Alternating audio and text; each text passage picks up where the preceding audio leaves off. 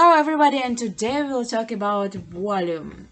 Trading volume is a measure of how much of given financial assets had traded in a period of time. For stocks, volume is measured on the number of shares traded, and for futures and options is based on how many contracts have changed hands. The numbers and other indicators that use volume data are often provided with online charts. Looking at volume patterns over time can help get a sense of this range of convention behind advances and declines in specific stocks and the entire market. The same is true for options traders, and as trading volume is an indicator for an option's current interest. In fact, volume plays an important role in technical analysis and features prominently among some key technical indicators. When analyzing volume, there are usually guidelines used to determine this range or weakness of a move.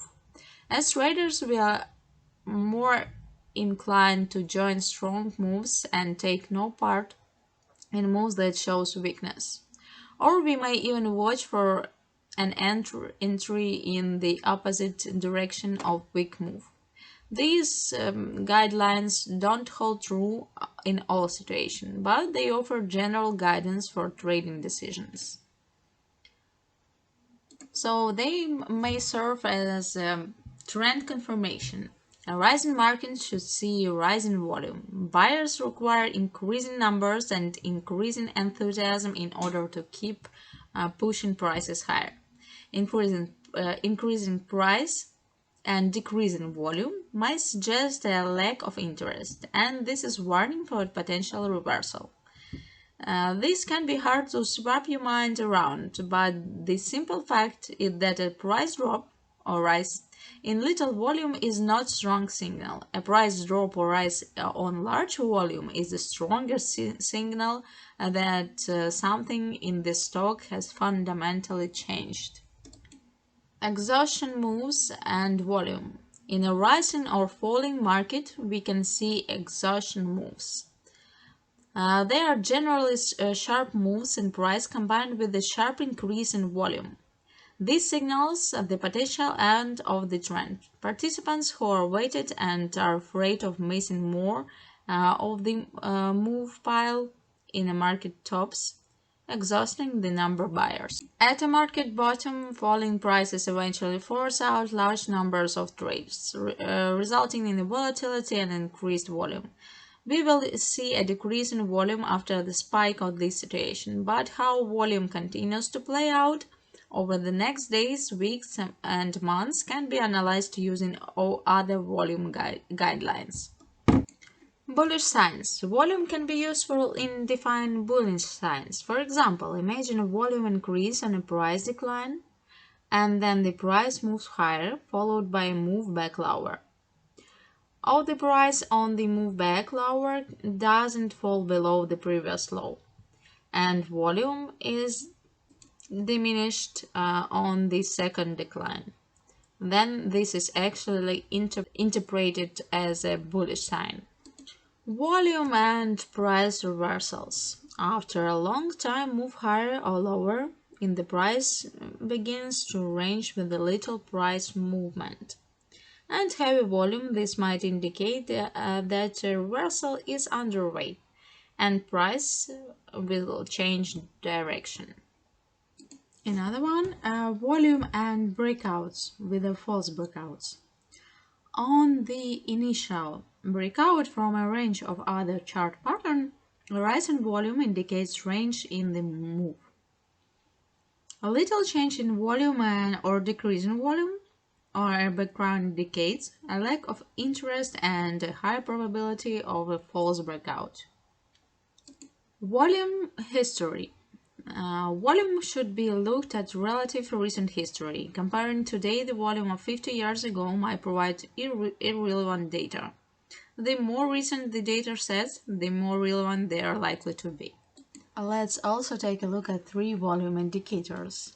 Volume indicators are mathematical formulas that are visually represented Also take a look at three volume indicators. Volume indicators are mathematical formulas that are visually represented in the most commonly used charting platforms.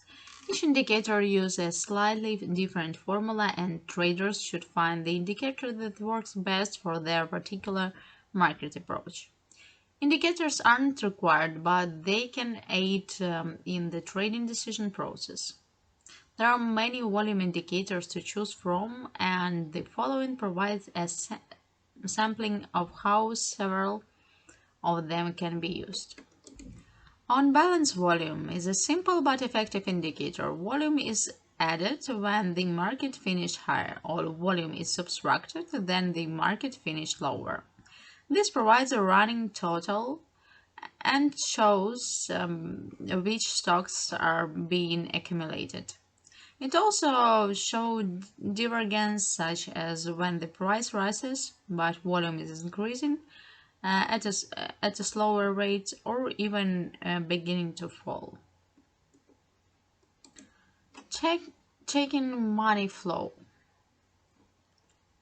Rising prices should be accompanied by rising volume. So checking money flow focus on existing volume when the prices finish in the upper or lower portion of their daily range, and then provides a value of the corresponding range.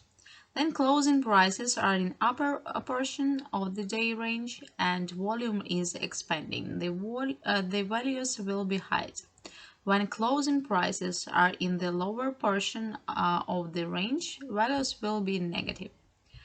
Checking money flow can be used as a short-term indicator because it oscillates, but is more commonly used for seeing divergence. Klinger oscillator.